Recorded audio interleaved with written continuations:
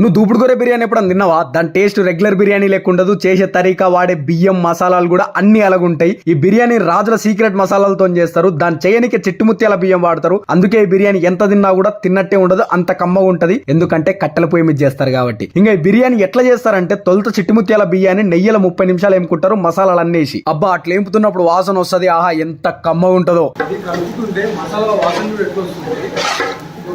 ఈ బిర్యానీలో చిన్న ఉల్లిగడ్డలు వేసుకుంటారు. అసలు విషయం చెప్పలే కదా, వీళ్ళు ప్రతి బిర్యానీలో రొయ్యలేసి చేస్తారు. బిర్యానీ దమ్ అయిన తర్వాత దింపుకొని నెయ్యి వేసుకుంటా కలుపుకుంటుంటారు. అప్పుడు వాసన వస్తుంది చూడు, ముక్కల నరాలు నాట్యం చేస్తాయి. ఇంకా టేస్ట్ విషయానికి వస్తే ఎంత తిన్నా కూడా ఇంకొంచెం తింటే బాగుండన్నట్టు ఉంటది, అంత కమ్మ ఉంటది. దూపుడు గొర్రె బిర్యానీలో 6 పెద్ద సైజు ముక్కలు వస్తాయి. రేట్ 300 రూపాయలు. 2 బిర్యానీలు తీసుకుంటే 3 తినొచ్చు. ఇంకా వీళ్ళ దగ్గర నాటుకోడి బిర్యానీ, నార్మల్ కోడి బిర్యానీ కూడా ఉన్నాయి. ఈ బిర్యానీ తినాలంటే ఆంధ్రప్రదేశ్ లో పత్తిపాడు మండలం దగ్గర ధర్మవరం అనే విలేజ్ లో క్షత్రియ దమ్ బిర్యానీ సెంటర్ 2 అని ఉంటది. అక్కడ దిక్కుపోతే ట్రై చేయరి. ఫుల్ వీడియో కామెంట్ సెక్షన్ లో పెడితే ఒకసారి చూడు. చలో ఫిర్ మిలేంగే, బాయ్.